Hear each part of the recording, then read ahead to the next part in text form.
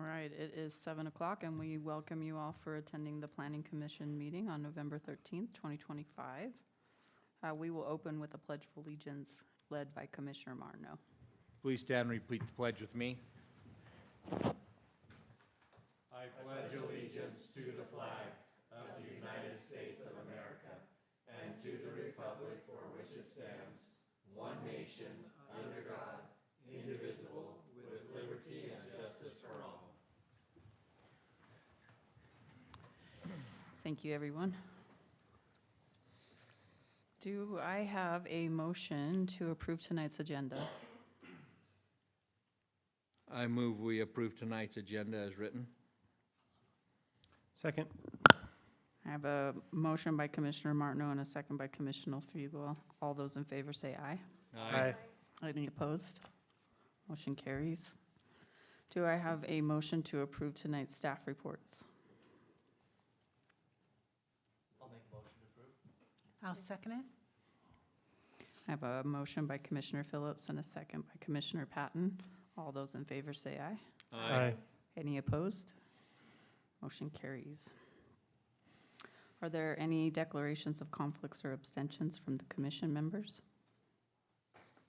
Seeing none, we'll just get into number one, which is a public meeting to consider the request of Brandon Fugel for a one-lot preliminary residential subdivision plat called Fugel Estates Plat A, located at approximately 1104 East Grove Creek Drive on approximately 3.18 acres in the R1-20 single-family residential zone. Jacob? Alrighty. Good evening, Madam Chairman and members of the Commission. I'm Jacob Hawkins from the Planning Department. So the first item that we have for tonight is a preliminary residential subdivision for Brandon Fugel, and this proposed subdivision is called Fugel Estate Subdivision Plat A. Now here is where the property is located, here off of Dalton Drive and Grove Creek Drive. And the applicant is proposing to combine both this lot right here and this lot together. Now this lot, this main one, is 755 East Dalton Drive, and this property right here is 1104. They can have a new point of access onto this main property. Here's the zoning map right here. This is the subject property right here. As you can see, most of this is in the R120 zone, although they do have like a little corner clip that is in the R110 zone. But since that's such a small area on this property, it doesn't really affect any of the requirements for zoning. And then here is the plat itself. So the trickiest part about this subdivision is the lot width for this portion up here. Now in the R120 zone, typically we require 100 feet for the lot width in order for a property to be buildable. But this one is only about 82 feet wide. And it had a house on this property before, so it was non-conforming at that time. But by combining it into this property right here, it just becomes a part of this property, and this property still has frontage onto Dalton Avenue as well. So the frontage requirements are all still taken care of, and the lot width is all still taken care of from Dalton Avenue. All that this one is going to do, though, is it meets the lot frontage requirements, and that will provide the access that goes back here to Lot 1. And so overall, it meets all of the zoning requirements in order to get the access that they need. Now, talking about setbacks, the usual setbacks in the R120 zone are 25 feet from the front property line, 25 feet from the rear, and 10 feet from the side property lines. However, there was a change to the setbacks versus the building height requirement last year for properties that have more than 2 acres of land. And these setbacks are required to be significantly increased for any buildings that exceed 35 feet. And so in this case, because the house is 45 feet tall, the minimum setback requirements are 75 from the front property line, 75 from the rear, and then 40 feet from the sides. Now, Zoning and Engineering completed our review of the preliminary plat on October 22nd, and then the applicant met with the fire department to go over a couple other details before we were able to schedule this for this public meeting, and those have now been addressed. And so overall, The proposed subdivision meets the requirements for subdivisions and for the R120 zone, and staff recommends approval of the proposed plat. I can take any questions. Is that house still there?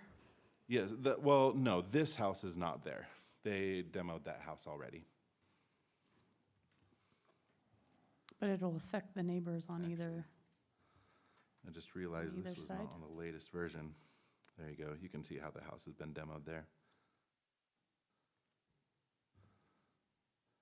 There we go. That's a little bit better. And you can see the new house as well. Everybody can see that house. Did you say that the access point is gonna be on Grove Creek? Yes, they're going to add an access point from over here. So it's an additional, it's not the primary access point? I believe it's an addition. Okay, so therefore the front of the Yeah. house, you know. This will still be the frontage. That's the front, so that's the 75 and then 75. Exactly, yeah. Okay. So this will still be the 75-foot front setback right there. So that's 40 right there? That's 40 right there, yeah.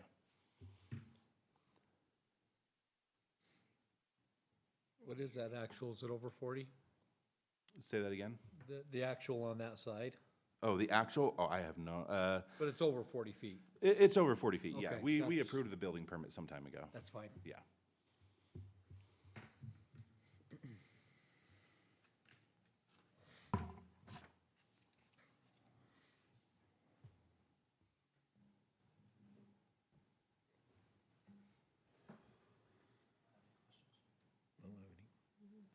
Thank you, Jacob. Thank you. Is the applicant here? Nope. And it's a public meeting, so I'll just bring it up to the commissioners for a discussion or a motion. I move the planning commission, I'll make a motion. Any objections? No. Okay. Depends on what you're gonna motion. What do you want, Dustin? I move the planning commission approve the request of Brandon Fugel for a preliminary residential subdivision, plat called Fugel Estate Subdivision Plat A, located at 1140 East Grove Creek Drive in the R120 zone. I'll second. I have a motion by Commissioner Butler and a second by Commissioner Martineau. All those in favor say aye. Aye. Any opposed? Motion.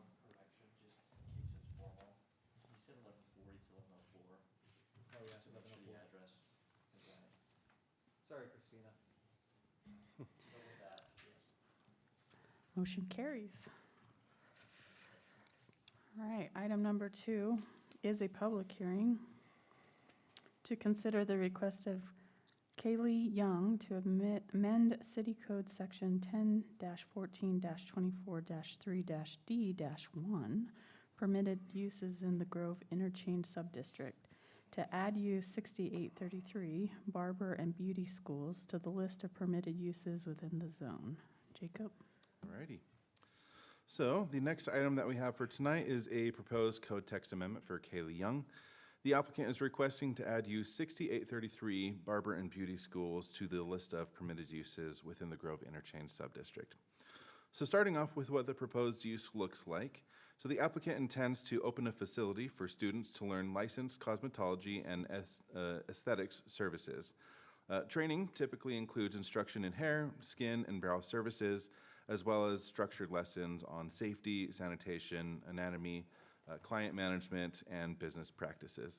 Students will train in a dedicated practical room and spa floor, simulating real-world salon experiences, including practice on models and mannequins. The facility will operate similar to other vocational schools with classrooms, training stations, and supervised practical training, and will be under the supervision of a licensed instructor. Hours of operation will be Monday through Friday from approximately 9 a.m. to 5 p.m. Required parking for this use will be at a ratio of 2 parking spaces for every 3 students plus 1 space per staff member. Now, this proposed use is similar in nature to other several uses in the Grove Interchange Subdistrict. So first off, use 6230, Beauty and Barber Services, that's just the direct service counterpart to this use. So that's already a permitted use. And the next use is 6823 and use 6834. Those are both educational-related uses that are also permitted in the Grove Interchange Subdistrict. Use 6823 allows for professional schools of any school which is of college degree level, including nurses, preparatory seminaries, and et cetera. And use 6834 allows for art, drama, and music schools. So because the nature of the proposed use is educational, and because the proposed use is also similar in other related uses that are permitted in the zone, staff finds no negative impacts to including this use in the zone and recommends approval. It gets a little bit difficult to really identify how many people are going to be there, but if I go here to Chapter 18, we've got all the different categories that we use when trying to figure out what the parking space ratio is going to be for a particular business. And so because this is an educational institution, that's the one that we would apply in this particular case. Since this is typically an older group, right, and they will have their own cars, do you find that problematic? It may or may not be an older group. It may be a lot of, well, I guess older in the So I sense can of they see have cars. That they're driving, yeah, they're driving Right. themselves because they want to be professionals and stuff, so it's not going to be necessarily, even a high school, senior, Mhm. they're going to be driving, right? And so that's kind of interesting on that right there. Is there Right. street parking nearby? Yeah, what is the parking situation at the building? Yeah, I'll go there, and while I'm going there, I will mention that most of the time we just base the parking ratio off of square footage for like other types of uses. Sure. However, whenever you compare like how many people are in a unit versus like the square footage, sometimes like a scenario such as this one, the 2 to 3 students, in like smaller units where they have fewer people, this isn't quite as, Yeah, I can understand yeah. that. It's just like, are we going to be forcing them to like carpool? And that's not a bad thing, but, is that going to be really conducive for the students? Realistic. yeah. There's not really. And so the applicant's going to be going in this property right here, I believe. And so there's a lot of parking already around here. I think the trickiest part about parking in this particular area is that Chick-fil-A has just opened recently. And so there may be a little bit of traffic over here, but in terms of parking, I don't think there'll be any issue. No, because they'll be using other people's businesses to park in front of. How many open tenants are in that building? I don't know off the top of my head. Jacob, That's I something don't I- think that's the space. Oh, is that one not the space? Okay. Oh, it's this one right here? Oh, sorry. I'll let you kind of show which one it is whenever we get up here. Yeah. But yeah.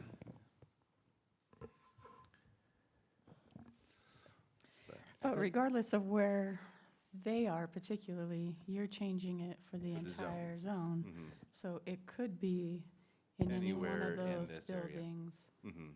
So it doesn't really matter where their Yeah, building is. Yeah, you're right. Sorry. Has staff taken a look at the tax treatment of a barber shop versus the school? Does the city tax it any differently? Are there exemptions that the school gets that would bring less tax revenue into the city? I don't have an answer for that one. No, they don't do, of course, they don't have any sales tax. The use is for educational purposes. If I might add something about what you guys were discussing earlier, that's the reason why gymnasiums, in some, I think the schools on the interchange, on the commercial sales like this, are conditional uses, so then we check the parking before the use is approved. So that's a tool that you guys have in your pocket. You guys can decide if you guys want to make it permitted, or you guys' recommendation is to make it conditional, for example. And I think that we want to stay away from conditional uses for sure, but from time to time, I think in cases like this, it's important, because right now, what we're doing is adding the use to the zone, okay? We're not, it doesn't matter what building it is. It doesn't matter what parking they have. At this point, they can go anywhere in the zone, okay? But that's why making it a conditional use sometimes works, because then when they have the specific site, when they have the specific area, then they can come here. It will require them a public hearing though, but they can come here, show exactly the square footage they're gonna use, the building where they're gonna be, and the parking stalls that they're gonna be utilizing, okay? And if there's a concern with parking, when a conditional use is established, those conditions the use is permitted as long as those conditions are met. Meaning that in the case of, in regarding parking, if the parking spreads out, then the conditional use can be revocable, because this is one of the conditions. So that's a tool that you guys may have with you guys, but however, today is just to add it into the zone. How are we gonna add it? As a permitted use or as a conditional? Let's have that discussion. Thank you, Daniel. So going off of that, Daniel, really quick, in this type of utilization, right, it's a school, it's a professional school, you know, is it something that the city, we might want to consider to have the change to the parking requirements? Because 2 to 3, or, you know, 2 to 3 students in this situation is very unique, and it can limit, it doesn't matter where it is in the city. And so that's just my question. Is that Yeah. something that we might want to consider as a city for this particular professional training? Okay. To have that adjusted or in consideration? Here's the situation, okay? Here's something that I will recommend. This is the staff recommending the planning commission to recommend to the city council, right? If you guys remember, as I'm trying to have my staff stay away from conditional uses, we've been allowing permitted uses with qualifying provisions, okay? So, for example, in this case, the use is not permitted in the zone. Right now, it's not permitted in the zone, okay? So let's say we want to make it permitted with qualifying provisions, meaning that we don't want to make it conditional because we don't want the applicant to come back and do the whole process and apply again. And so let's say we want to do it like that. For example, the condition could be the qualifying provision, not the condition. The qualifying provision could be like, this use is permitted in the zone with the following qualifying provision: 1 parking stall per student. Right there. That's not a lot of language. There's not a lot of text that we have to add, but that's something that we can do, something like that. That's just. That's where the discussion is going. I think you guys need to decide how to do it and stuff like that, but that's an idea. I'm kind of trying to give you paths for you guys to decide. It's you guys' decision. Yeah, because I wouldn't want a business to, you know, be out of order just because of that, something that we have created in our city. How are you going to enforce it? I mean, are you going to go and get enrollment audits Sure. every quarter, or like? No. I mean, The way to enforce is at the time of the business license, when they apply for it, we always require, okay, what's the square footage that you have? What are your parking stalls that you're gonna use? And then they show that, and we have it. yeah, but they aren't going to have a student body. I would say this wouldn't be square footage, it would be enrollment. Yeah. Yeah, sorry, a number of students or something, but if there's a complaint, then that's how staff goes back, code enforcement goes back and says, hey, you know what, you can only use X amount of parking stalls, that's what you are. Especially, Entitled and to, so so- it would be a concern, like a complaint for another tenant. So if they're sharing a building and the other tenant's like, oh yeah, we only have 5 spaces now because these students have taken over. I dealt with that at my old company, and it was so stupid. Jacob, it's the can you point to the building again? I'm not sure which building it actually is. So we'll get to that in a second. But I do also But want can you to. pull up the zoning map and show the entire interchange Yes, district? absolutely. That's a great idea. I agree with your question though, Todd, that is a concern. I don't see it ever being enforced. But Well, no. Unless there's a complaint, it will not be enforced. And I do also want to take a second as well and mention that the 2 parking spaces for every 3 students, that's the minimum requirement. So if they want to add more parking to that, they absolutely can. And some businesses might want to do that, you know, like say in their own contracts or something like that. They would just have to negotiate that with the landlord rather than staff. And finding the balance between having too many parking spaces required per tenant versus too little, you know, that's really the trick. So for example, if we were to require one parking space per student or something like that, you know, at the time of application, they could say, oh, hey, we're gonna have 30 students. You know, there's 30 parking spaces that are now reserved, you know, basically per staff for that one business effectively, and no other business Yeah, license exactly. can take on that. And so whether all 30 students end up being there, it could be like an open parking lot or it could be completely full. And so finding that balance, that's usually the hard part. And so that's where some of that discussion can also, I think the market will govern it to Sure. a significant degree. Yeah. If you've got a situation where they're trying to get 50 students and they've got 30 parking spots, students won't necessarily want to enroll if it's too inconvenient for them. There's not a place to go.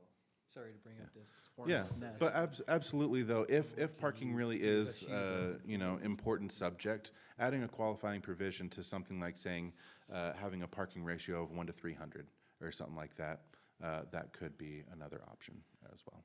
Madam Chair, I recommend that we let the staff continue and then sit down and you guys can deliver it and have the applicant, if they have any questions, so we can follow that process. It feels like we're jumping into the things. Yeah, we like to save the discussions for at the end, right? Does anybody else have any other questions for Jacob? Thank you, Jacob. Yeah, thank you. Is the applicant here? Would you like to come up and talk to us? If you can just, can you just state your name for the record? I'm Kaylee Young. Is there anything that you'd like to add to what Jacob presented, or? Yeah, so our situation is a little bit different. Utah just came out with its first lash and brow license. They're starting to break up the esthetician world, so they're doing micro licenses now. I currently own a brow bar taking apprentices in Lehigh, and we're looking to expand that and actually open up a school because of these micro licenses. We're not planning on opening up like a 30-plus student school. We're trying to keep it at like a minimum capacity so students are getting the best education for their dollar. So our max, we can take up to 20 students at a time. So that would be our max capacity. We're also going to be leasing the building right next to the building where we're putting the school. We're going to be leasing that for the brow bar. So we will be taking students into the brow bar so that they can actually have a job when they're done. Not every single person, obviously, but that's kind of like what we're trying to do, is offer jobs for students. But we can only take a max of 20 at a time. And that's state law. Yeah. Okay. Yep. They just passed that. There's a meeting on November 17th that's going to dive a little bit deeper into the school and the requirements for that. But as of right now, it is a max of 20. Okay. So, and then that will be passed in early January. Does anybody else have any other questions? Commissioner Fugel had a question about product. In that kind of situation, is there any product that is sold? It's all just services, right? All just service, yeah. Okay. The only product that will be sold out of the actual brow bar The brow that will bar, be next yeah. door to it. But there's not gonna be any products that'll be sold like straight out of the school. So if they were wanting to purchase something, they would have to go over to the brow bar to purchase, so.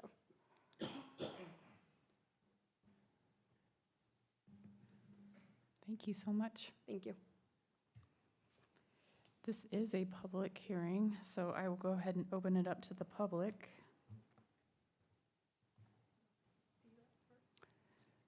Seeing none, I will close it to the public, and I will bring it back up to the commissioners for a discussion or a motion.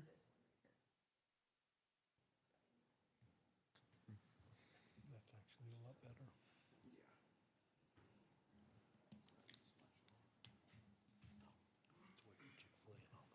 I move the planning commission continue oh, no. Wrong one. I know. I move the planning commission forward a recommendation of approval to the city council for a request of the Gateway Pines Flex LLC. Number 3, it's Yeah, the 2. Kaylee, Number 3? Number 2. Oh my gosh, thank you.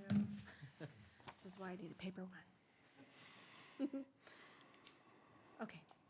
I move the planning commission forward a recommendation of approval to the city council for the request of Kaylee Young for the proposed amendment to City Code Section 10-14-24-3-D-1 permitted uses by adding use 6833 Barber and Beauty Schools to the list of permitted uses in the Grove Interchange Subdistrict and adopting the exhibits, conditions, and findings of the staff report as modified. I'll second it. Okay, I have a motion by Commissioner Nelson and a second by Commissioner Patton. All those in favor say aye. Aye. Any opposed? Nay. Okay, so now we're just going to do a roll call. Commissioner Phillips? Commissioner Butler? Aye. Commissioner Marno? Aye. I'm an aye. Commissioner Patton? Aye. Commissioner Fugel? Nay. And Commissioner Nelson? Aye. Motion carries. Commissioner Fugel, will you share with us why nay? I think we need to protect our sales tax revenue generating area, Thank you. and this is not in line with that. I know that we have other educational uses. I also believe those were a mistake in this area. Thank you. And the reason why I ask is because the city council is going to ask me for sure. Mhm. Okay, appreciate it. Am I good? Cool. Number 3, public hearing to consider the request of Gateway Pines Flex LLC to amend City Code Section 10-14-24-2-C-2, permitted principal uses in the Grove Mixed Housing Subdistrict, to add use 3997, signs and advertising displays, and use 6342, disinfecting and exterminating, to the list of permitted uses within the zone. Jacob? Alrighty. So this item was continued from the last planning commission meeting for the intent of staff providing a bit more information about the proposed uses and potential conditions that could be implemented on the proposed uses to mitigate their effect surrounding residential uses, and to determine if such uses would even be compatible in the Grove Mixed Housing Subdistrict. And so for tonight, I have 2 different ways that we can go about our discussion. Option 1 will be the quick and simple way, where I can just recap what the uses look like as we talked about them last time, and then mention a couple potential conditions that the applicant has offered. And then option 2 is the more comprehensive way, where we can take a step back and look at the production process as a whole, so we can see where these uses would be in that overall process, consider a bit more about what the city needs or doesn't need in the Grove Mixed Housing Subdistrict, and then if the proposed uses would be compatible adjacent to multifamily, and then we can talk about the applicant's proposed conditions. So I'm happy to just start off really quickly with a discussion on which direction you guys would like to go about. Let's start with the quick and easy way. With a quick and easy way. Perfect. Would you guys like a recap on what the proposed uses are and what they entail? Or would we like to just get into what the applicant's proposal is? Can we Let's just get get into into it? Perfect. So, I talked with the applicant, and he suggested that we could limit the proposed uses to a specific square footage within a building. So such as, like, say, 3,000 square feet or 6,000 square feet per use or something like that. Or for the chemical, like for the disinfecting and exterminating one, we could potentially like limit the chemical storage to stay like 5-gallon buckets or something like that, like limit the capacity of the materials being stored, or like the containers or something like that. And so from there, I guess we can just start off with any discussion based off of those proposed conditions. Where are the conditions in the packet? They're just what the applicant has discussed with me. They're not in the packet themselves just yet. How did those address our concern? So one of the main concerns that we had last time was, say, for example, the signs, the manufacturing of signs. One of the things that we were discussing is, well, what if someone comes into one of those units for the sign manufacturing, and then they do really well, and they start expanding into more and more units until the whole site is just one big sign manufacturing plant, effectively. That's producing really large signs for all sorts of different companies.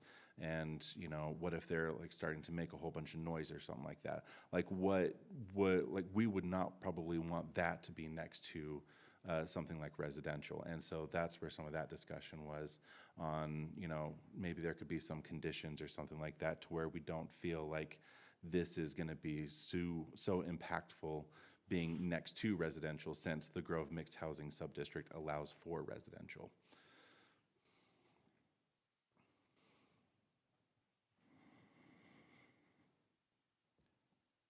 So, I mean, we had an extensive conversation on light manufacturing versus heavy manufacturing.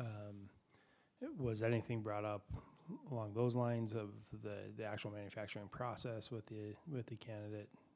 Not the process itself Right, that's not the right of the manufacturing for signs, but that is something that I have prepared in the more like detailed version, if you'd like me to go through any of that. Well, because I mean, if it's heavy manufacturing and 1,000 square feet, it's still heavy manufacturing at 20,000 square feet of a building. I mean, or am I thinking about that wrong? Actually, I want this. So, I'll get into that, but let me see if anyone else has any other questions, because that's going to go into some of my more lengthy topics, and I'm happy to go through some of that stuff, but I see no. No, please no. And again, the concern is that we're allowing such a heavy use in an area that wasn't designed for that, right? And does it destroy what we wanted that area to look like for those other uses that are coming into the building as well? My concern is it's so close, it's backed up against that residential. Yeah. So close. Okay, so if you don't mind, I'll just kind of go through this. This is something that I prepared for tonight. And I'll kind of go a little bit between this and the land use codex that we have on our website. So let's see here. Let me start off with, so in our land use codex, we've got like the 2000 section and the 3000 section. And both of those are for our manufacturing, all the different manufacturing uses that we have in categorized in Pleasant Grove. And so it includes all industrial, manufacturing, and production uses. Sometimes it's a little bit hard to distinguish between industrial and manufacturing, and so I've kind of come up with a way that makes it a bit easier to categorize each of those types of uses. So production is simply just the process of creating goods and services by transforming inputs, such as raw materials, labor, and capital, into outputs that are valuable to consumers. And that's all that production really is, and it encompasses just about all the points related to making a thing a thing. But this process typically starts off with someone who just has an idea, does some research, forms a concept or vision, and then once they have that vision, they move on to that first step, which is industrial. And industrial is a broad term for economic activities that encompasses primary extraction, secondary manufacturing, and sometimes tertiary services activities. A primary heavy industrial is not typically possible to be held indoors and often requires a large amount of land. And in fact, most of these extraction uses fall under a different section of land use codex. So if we go there, down to the 2000 section. It says right here, there are borderline cases between the manufacturing code category and other divisions in the regional land use classification system. Specific instances will be found in the description of individual industries. A few of the more important examples are agriculture, forestry and fishing, fisheries, mining, construction, and wholesale retail trade. So many of these borderline uses involve the extraction of raw material, are found in like the 8,000 section, such as agriculture, forestry, fisheries, and mining. And then secondary being the heavy manufacturing side of things. That may include basic manufacturing techniques to forge, roll, or otherwise produce a product that would be further machined or used in a more specific manufacturing setting. And so that is what we would classify as industrial, and it produces the raw material and base components for the next step, which is the manufacturing and fabrication. And so using machinery, labor, and the extracted materials and base components created by the industrial process, the manufacturing process is able to create usable, tangible, or pre-made components for later processes and test the products under certain situations. And so while manufacturing uses in this category do not require as much land as like the industrial category does, this manufacturing category oftentimes requires large buildings and outdoor storage and may also cause loud noises, noxious fumes, or other hazardous environments not suitable adjacent to residential zones. And that's why we have like our manufacturing distribution zone, specifically for processes like that. And so once again, in the Land Use Codex, let me kind of zoom in here a little bit. So the final product of a manufacturing establishment may be finished in the sense that it is ready for utilization or consumption, or it may be semi-finished to become a raw material for an establishment engaged in further manufacturing. For example, the product of a copper smelter is the raw material used in electrolytic refineries, and then refined copper is the raw material used by copper mills, and copper wire is the raw material used by certain electrical equipment manufacturers. Fabrication is a subset of the manufacturing process and includes the shaping, cutting, bending, welding, and machining of materials to create a finished or semi-finished product that can either be sold by itself to consumers or further improved as part of an assembled unit through the production process. And that part probably sounds a little bit familiar because as I was talking about last time about like the sign manufacturing, they're shaping some of the metal sometimes depending on what type of sign that they're building. And so they're like actually fabricating those kind of signs. And so most of the time, the products created from the manufacturing and fabrication process are not sold directly to consumers, but rather to businesses who will create a finished product and then provide that product to consumers as retail.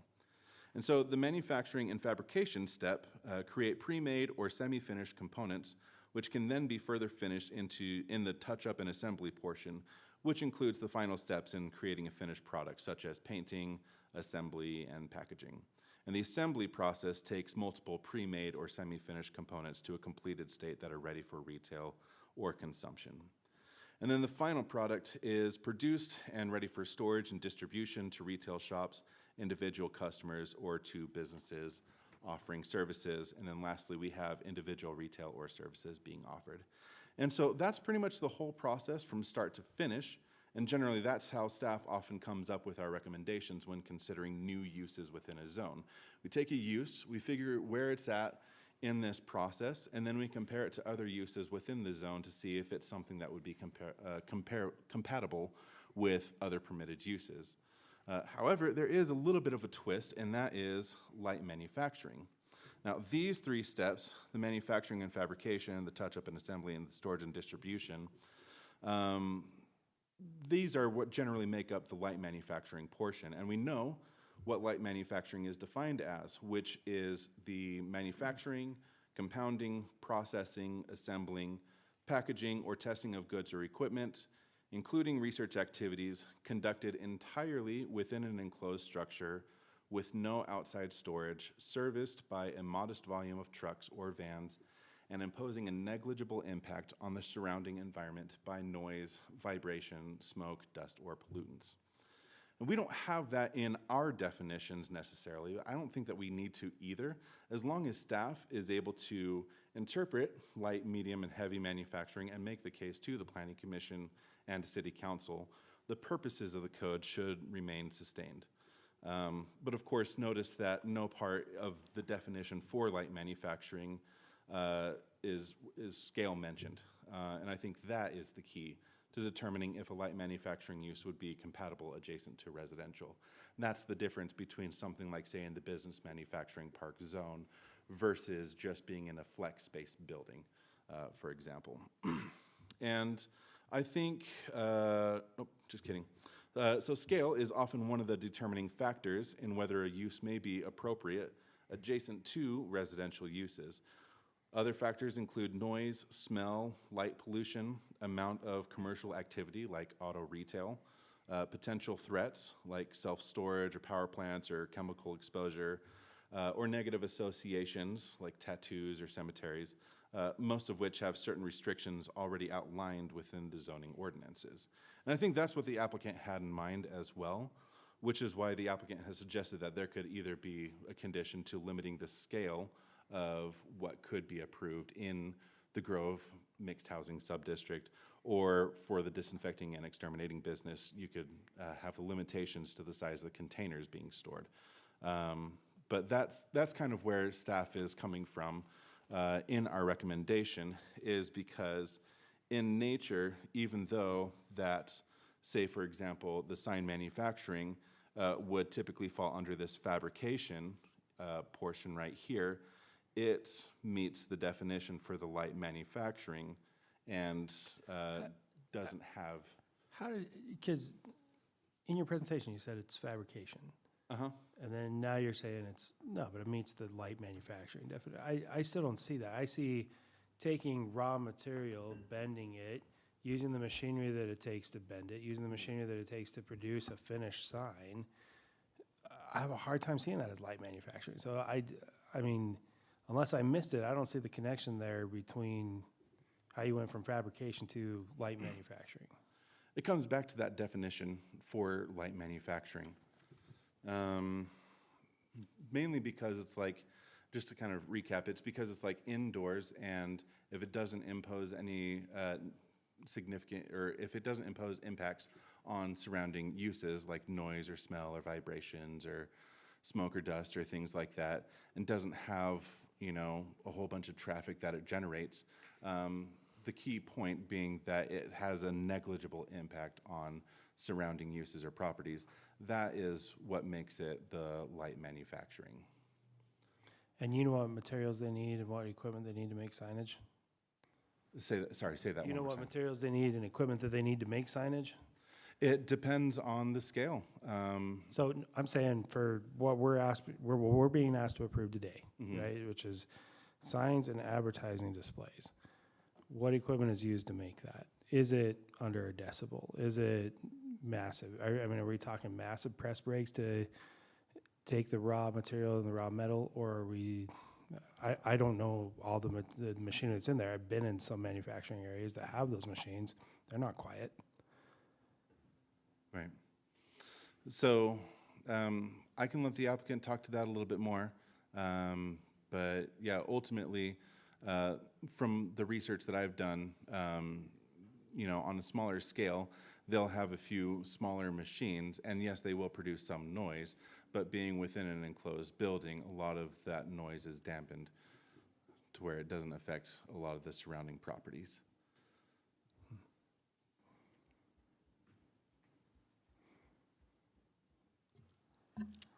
Thank you. Would you Does say, any, really quick, would you say this is, I'm looking at some of the other uses that are available in that area. 6410, automobile repair and related services. Mm-hmm. And then 6490, repair shops and related services. Those are already permitted. Those are already permitted, and so in staff's opinion, you know, comparatively speaking between the two uses, the proposed one and those, which one is there one that's more uncomfortable and noisy and problematic? Exactly. I'm not sure which one would be less desirable next to residential, but yeah, even so, I think I lost my train of thought. I apologize. Just curious.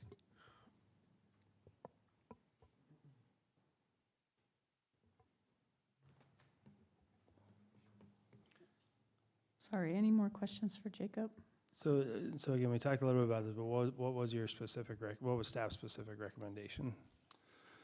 So staff's recommendation is approval of both of the proposed uses. However, we'd be absolutely be willing. Without conditions or qualifications? After discussing with the applicant, I think including some of those conditions would be beneficial, especially limiting the size of those uses to like a certain square footage, for example. So there were only two conditions, right? Or did I miss, were there more than that? There was the square footage and there was the Yeah, reduce- so there was the the square size of footage, bins. and then for like the disinfecting and exterminating, we can discuss, container size, for example. And by limiting container size, I think that would give a lot of people a little bit more comfort, whether or not there is a spill that happens. The recommendation from staff, Madam Chair, is that the uses are permitted with two qualifying provisions. One, Yeah.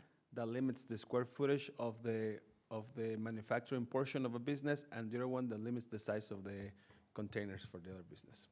But that's clear, is like a recommendation with qualifying provisions. Yes. Thank you, Daniel. Thank you, Daniel. Do you mind if I ask a clarifying question? He directed it to you, so I just want to make sure I can ask. But does staff have a recommendation on the square footage or on the container sizes? The applicant had suggested somewhere between 3,000 or 6,000, considering the that 3,000 or this would be 6,000 for the square feet for the square footage on the for design, and for the signage? yes, yep.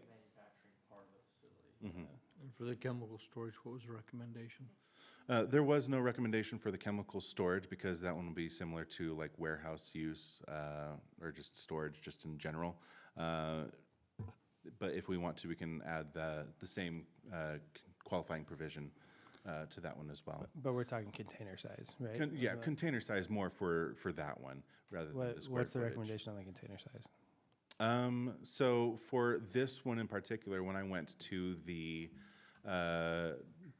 tenant unit, a lot of the stuff that they had was all just in handheld containers, effectively. So anything less than like say a 5-gallon bucket, I think would be adequate. But we don't, sorry, we can talk about that later. Thank you, Jacob. Is the applicant here? Would you like to come up? If you could just state your name for the record. Charlie Openshaw. Maybe to provide a little bit clarification on the light manufacturing side. Power usage is very, very low. It's a 200 amp power. The equipment that they use is, probably the most heavy thing that they'll do is bend aluminum to make a sign. They'll have printers in there to make banners and things like that. But the equipment that they use to build the sign or to bend the aluminum for signs is to my understanding, what they've told me is not even, it's all manual labor.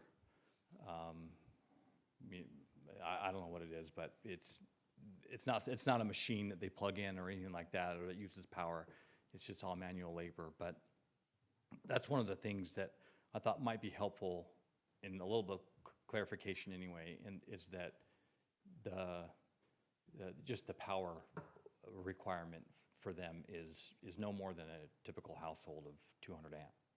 So, and also everything is indoors. There's nothing. My personal opinion is that in knowing what they do, and knowing what a repair shop, automobile repair shop or something does, is they're much less noisier. And frankly, as a landlord, I would much rather have them in the space. I think they're easier on the space, and less traffic and everything than a typical car, repair or automotive shop is. But happy to answer any questions if I can. Just to clarify, these equipment requirements for your specific tenant, right? Did you talk to them about if the business scales, or if they were to make larger signs? No, we haven't. I mean, that's kind of what he does. He's just not equipped to, for example, Yesco signs.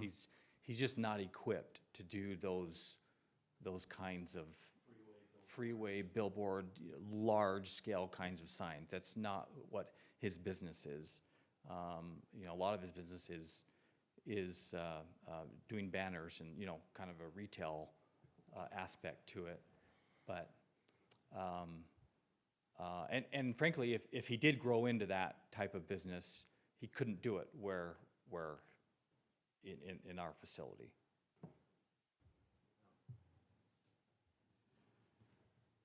Any other questions for Charles? The container size? Container size, yeah, this is like 5 gallons. I was struggling to find out. I wasn't sure. I wasn't here last time we went over it, so I was struggling to know what the commission's real concerns were. But yeah, we can certainly limit their container size to 5 gallons. I think that's Typically, in that kind of industry, there are 2.5 gallons or smaller, or they're large drum, which is 55-gallon containers. so maybe Having come from that industry. they don't have 55-gallon containers. I know that. Yeah, those take specialty licensing and other things, and that's what we wanted to make sure is that wasn't something that was looked at. No. And if you spill a 2.5-gallon container, you can typically sweep sort that up. If it's a large container, then they have to have specialty containment, you have specialty fire apparatuses, and that's what we wanted to see, where that limit was and what we were approving, because we didn't know. Yeah. Thank you, Charles. Thank you. Okay, this is a public hearing, so I will go ahead and open it up to the public. And seeing none, I will close it to the public and I'll bring it up to the commissioners for discussion or a motion. That's something that we didn't ask, but are those tax generating, are they retail? The sign would be retail, but the other would be service. One would be tax generating, one would not be as tax generating. There's a bunch of service. Sorry, Yeah. there's a bunch of service. But that's just how I Oriented see it, is business. one is service oriented, But, one is. but that doesn't mean it's a good idea. Even if there's already service there, it doesn't mean it's a good idea to add more. Yeah. I think this is the second time in a row that we felt uncomfortable with what is being asked. So I want to provide some clarity. I know I asked some very straight questions there, but I don't mind what this tenant wants to do. No, I worry about, the potential for others. yeah, I mean, this particular tenant only wants 200 amp. That means his machinery's small. That's all great. Yeah. If the business scales, it's a very different business, and we're looking at the use as a whole. In the zone. But the scale wouldn't allow them to do it in a 5,000 square foot. Right. facility. So I'm pretty comfortable with that, And actually. instead of square Yeah. footage, we could limit it to power service available too, and that would limit it more than even square footage. Because they couldn't have a big. You're not gonna machine put like industrial that. equipment in if you got a 200 amp service. And you're kind of. You seem perturbed. What- I am, Okay. yeah. What are you thinking? Nothing. I'm just thinking, I would rather have a sign and advertising display than an automotive repair. So Agreed. to me, it's like, well, that's In that better area. than, what's Yeah. that? In that area, yeah. Yeah. So I'm okay. I think if you've got a concern though, you need to share it. I don't know where you're coming from, but just so we can hear what you have to say. I appreciate that. I think I'm just gonna go with whatever the commissioners go with.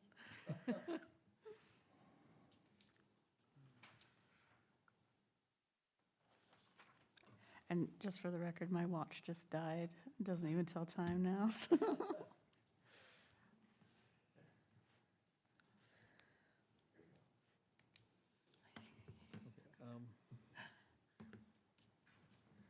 I think the size restriction, does what we want to do. If you wanted to add in Yeah, I'll go ahead and, the power, I think that's equally effective. just because, With that, what is the amount? 300 amps of power, because typical house are 200. 300 gives them enough to do a little bit more, but does not allow the large industrial equipment at all. Just as long as we know what that is. Yeah, we're not I just mean, throwing out from, numbers. from, yeah, and so if we limit it to 300 amps power, under 6,000 square feet, that the chemical storage are within handheld containers, be able to move by a person. Yeah, 5 gallon or smaller, then I'm okay with, I think everything fits. Okay. How do the rest of you feel? Are you okay with that as Yeah, Barry go for it. proposed? Okay. I move the Planning Commission forward a recommendation of approval to the City Council for the request of Gateway Pines Flex LLC for the proposed amendment, City Code Section 10-14-24-2-C-2, permitted and conditional uses by adding use 3997, signs and advertising displays, and 6342, disinfecting and exterminating to the list of permitted uses in the Grove Mixed Housing Subdistrict, adopting the exhibits and conditions and findings of the staff report, and is modified by the conditions below that the square footage remain below 6,000 square feet.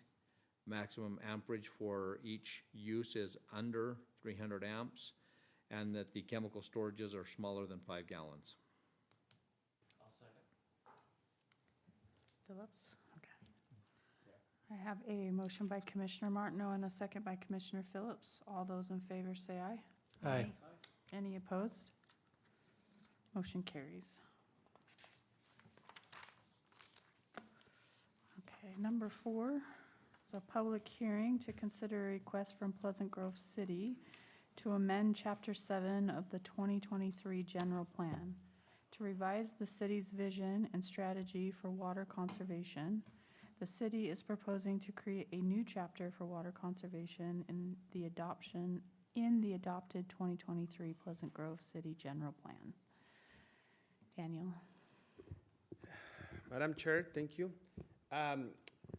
We've been required by state law to adopt, every jurisdiction in the state of Utah needs to adopt a new chapter in the general plan, or the general plan needs to contain a chapter regarding water conservation. Usually, the state law requires for a general plan to have specific elements. Not every element that we have in our general plan is required, but this one is required. And it needs to be adopted before December 31st. That's what the legislature did. Staff applied for a grant. We receive a grant, and we hire a consultant to help us write this chapter of the general plan. Landmark Design is the firm that is helping us, and we have a representative from Landmark Design, Sam, and he's the one who's going to be presenting this. He's the one that helped us write this chapter of the general plan. So I'm going to give him some time so he can come and present a little bit. Yes. Sorry, just in our work session, we talked about the different departments that have reviewed Yes. and seen that. Can you just? Yes. This the write-up, what Landmark Design presented, it went through multiple iterations. It's being reviewed by Public Works, the Director of Public Works, by the city engineer, the city attorney, Parks and Rec, and we have a consultant from Horrocks Engineer, John Cheese, who also helps a lot with the hydrology of the city. So he also took did some revisions to this proposed plan, and planning and zoning as well. So we all review it. We had a couple meetings with the applicant where we went over the comments that we have, and all the comments have been reflected on the text that is presented to you guys. Thank you, Daniel. My pleasure. Am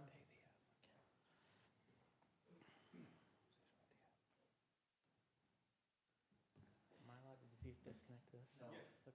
Oh. If you'll come out.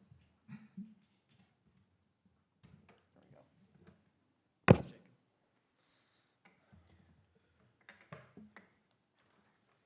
Welcome back. Thanks for having me. It's good to see a few familiar faces.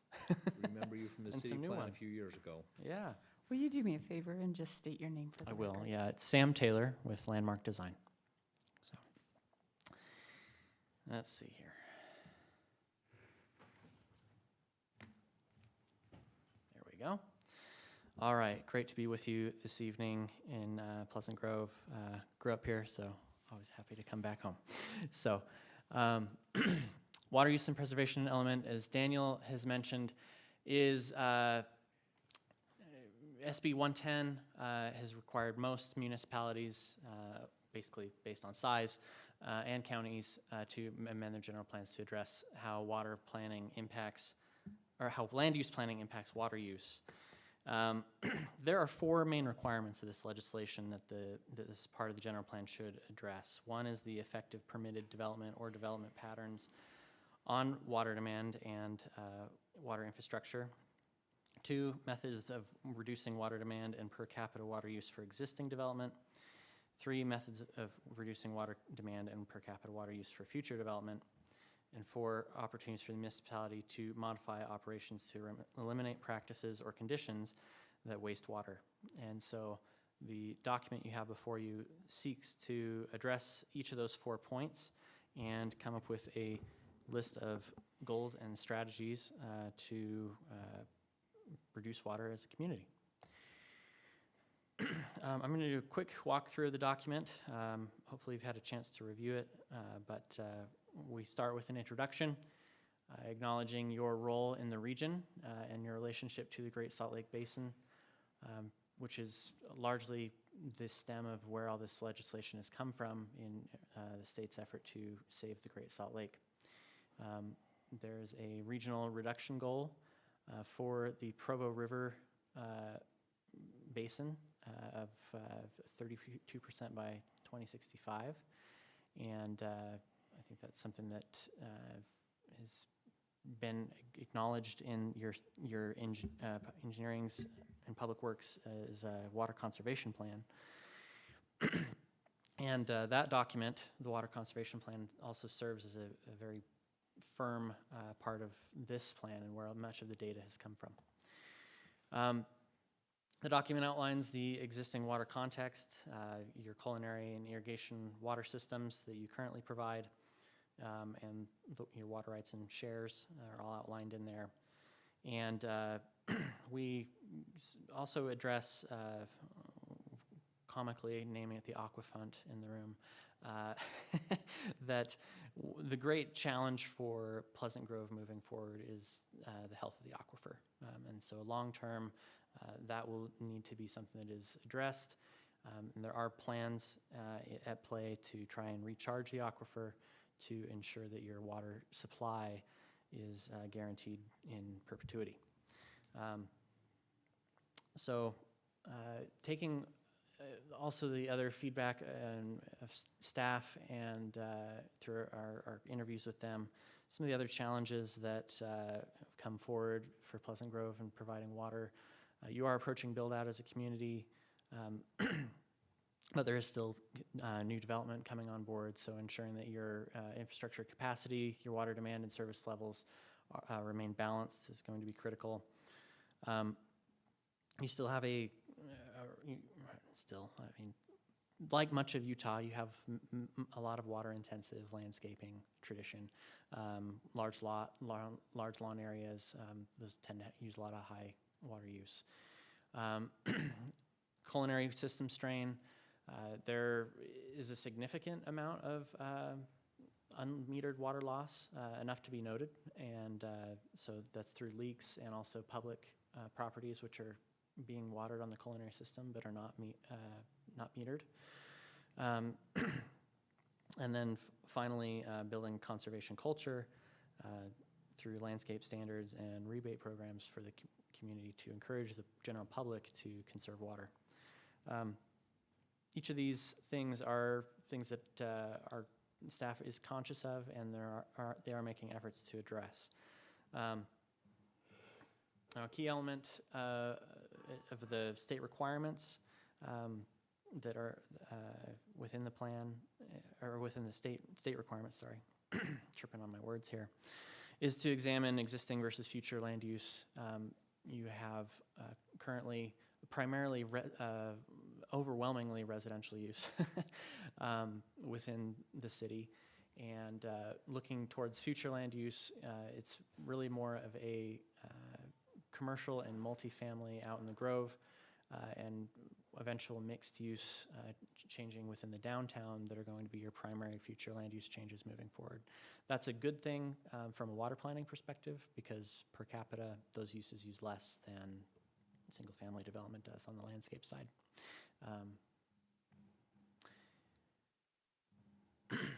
Now, landscaping standards. This is a topic that has come to leadership in the past. The recommendation is recommended landscape standards from Central Utah Water Conservation District have been proposed and denied, and that in essence cuts off residents from access to rebate programs, which is a major, it's a pretty critical piece in enabling your residents to be able to feel empowered to making changes in their personal properties. So a key recommendation of this plan is to re-examine the landscaping standards, if not adopting Central Utah Waters, making a version of your own that would be eligible to connect people to those rebate programs. And so looking at what that landscape should support, which is promoting water-wise landscapes, limiting turf in narrow areas or other high-use features, and then putting on requirements for smarter irrigation systems and restricting things that are kind of antithetical, I guess, to the role of water-wise landscape.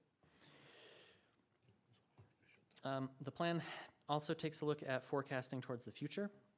So examining the water budget, if you will, your existing demand versus your future demand, and how that compares with the supply.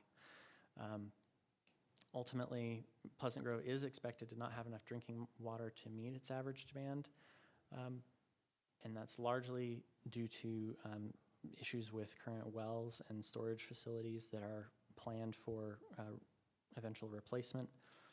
Also due to the shrinking aquifer, which needs recharge. So those are two things that engineering is aware of and working towards in Public Works as well.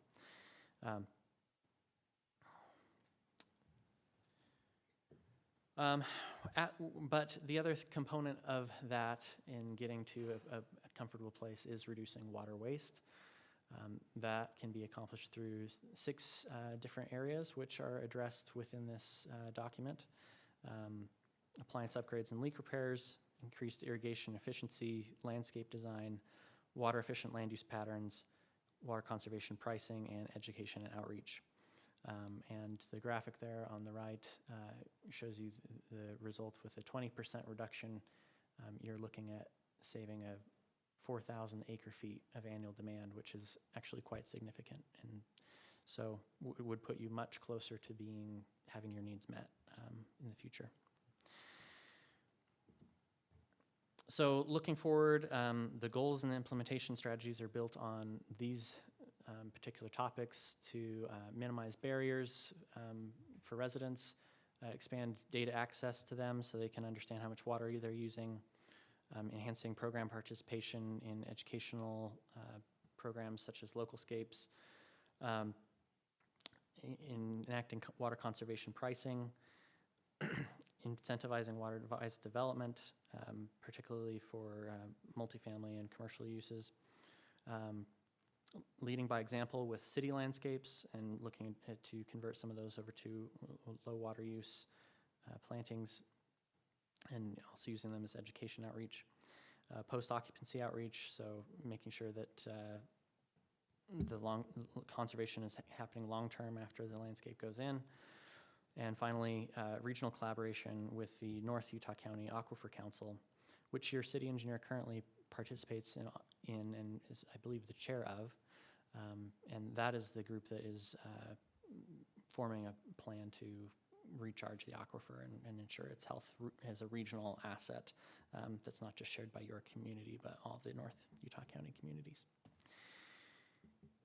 So looking to the goals of this plan that are proposed here, the first goal to expand water saving incentives and pricing tools. The action items within this goal primarily look at connecting residents to rebate programs and other tools that encourage water efficient practices, including completing the irrigation water metering for the secondary system, which is expected to be completed this year. Goal 2, to strengthen the water smart policies and development standards for the community. So this primarily looks at the landscape standards component that I mentioned earlier, and increasing regulation for new development that encourages water conservation and efficient use in new development. Goal 3, align planning efforts with water resources. So exploring opportunities to coordinate the water supply, conservation, and demand management across all city plans and policies. And as part of that, creating ongoing coordination with NUCAC towards that aquifer storage and recovery.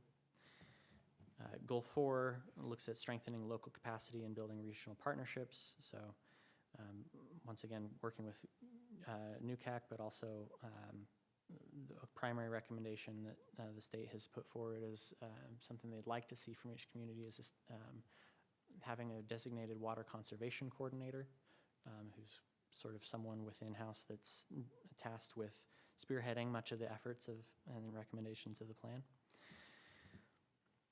The 5th goal looks at education, so expanding the funding opportunities to educate the public and connect them to the resources they need to have efficient use and conservation of water.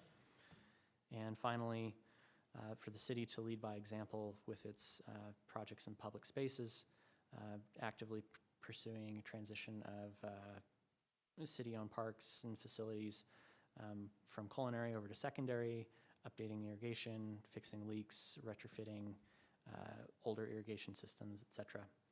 So those serve as good examples of water use. So all these goals and strategies are tied back to specific measures that the state has sort of put forward as their recommendation of what they'd like communities to be doing and looking at. So a lot of that's stemming from those requirements and should hopefully tie back to the requirements that the Senate bill within the Utah state legislation has put forward. So it's kind of a whirlwind. Hopefully you've had a chance to read it and you understand a bit more than just the quick summary. But any questions?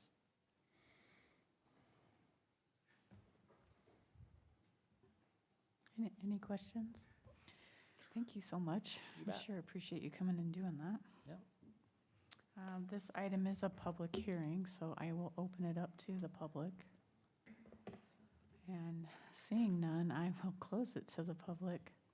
And I'll bring it up to the commissioners for a discussion or a motion.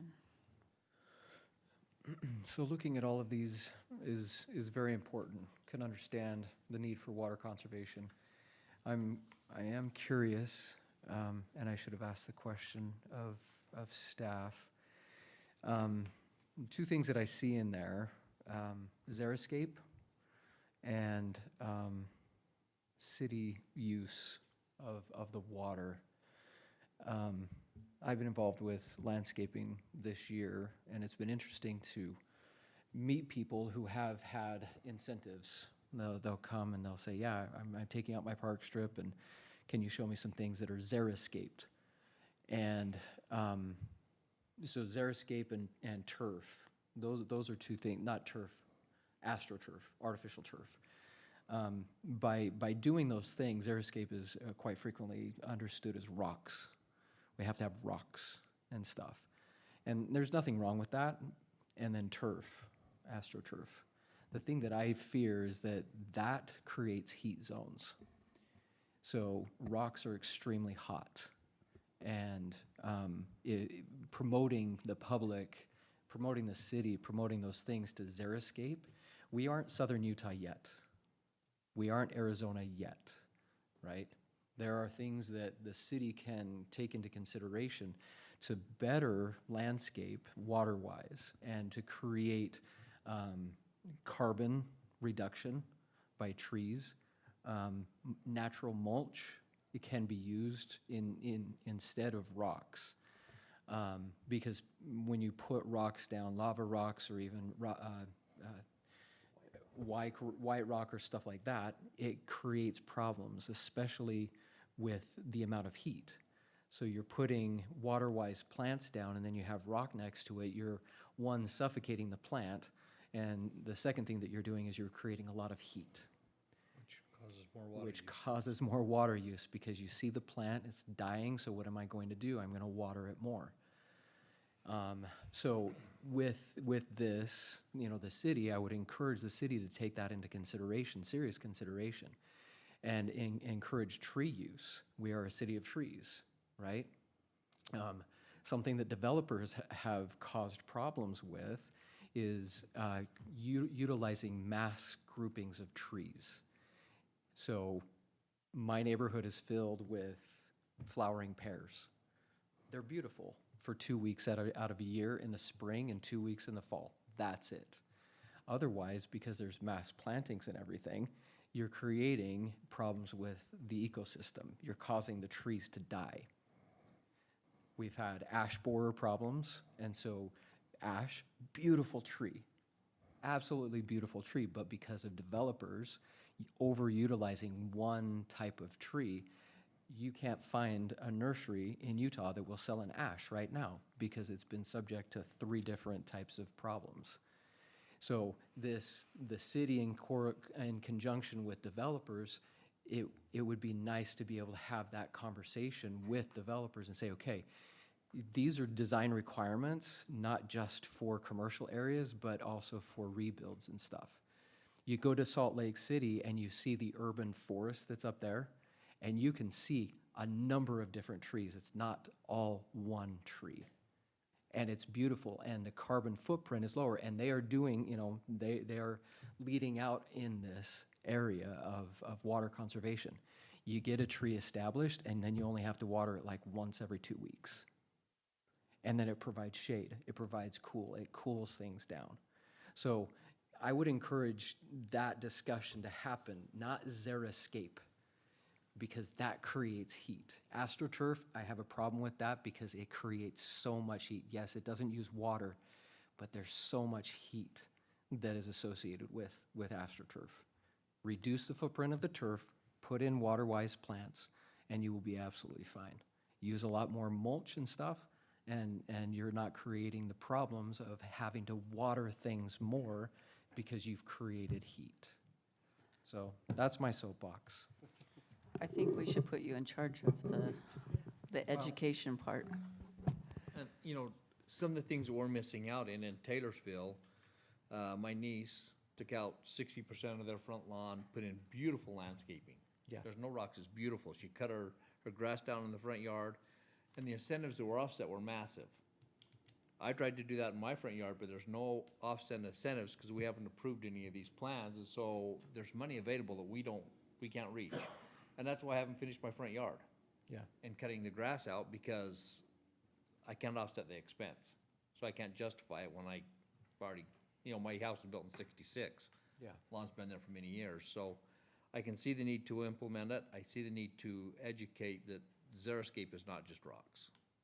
But, yeah, In implementation, like the financial incentive is a huge thing for most people because they're not going to do anything without the financial incentive. yeah, because it's already there. The- You've that already in- paid for it, yeah. just leave it. That invisible hand. Can I just be a little prideful, though, with moving from West Valley here? There's a big difference in how beautiful Pleasant Grove is compared to the desert scapes that we came from, and them pushing the park strips to be done, but on the same hand, how dead they were all the time because of the limitations of. And I agree with you completely because that is a misunderstanding of what can be done in place. You Right. put a creeping thyme on the ground instead of grass, instead of rock. Creeping thyme is beautiful in the Yeah. spring, right? You can do a Turkish thyme as well. You can do a Turkish speedwell, and it's beautiful. It's what Jim was saying, the education. So you can have beautiful yardscapes, and especially if it's understood that Xeriscape isn't what you need to do. Yeah, as long as there's like incentives of going to a class or having community-based, like neighborhoods, of saying, this is what we're gonna do, and taking it slow and not just automatically demanding. The Water Conservancy District has education classes. If you tell me you It want to does, do but it.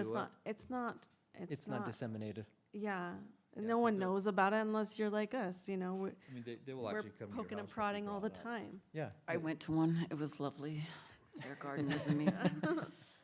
But we're not talking about landscaping right now, we're talking I know, about, I Talking about know. a zone. we're It's- talking about whether or not we're gonna add this adopting it. chapter. But just within the chapter, the reason why this came up, if the city is going to do something that's really beneficial to the city, I would hope that the city would understand that the needs that are associated with this and the differences here. If the city's going to adopt Xeriscape if it's understood within the departments that it has to be Xeriscape, that the design review board is looking at commercial products and saying, we need rock here, we need rock there, that's that's counterproductive for what we're trying to do with conserving water. So what you're And trying to cooling it say down. is, we don't want them to take the shortcuts.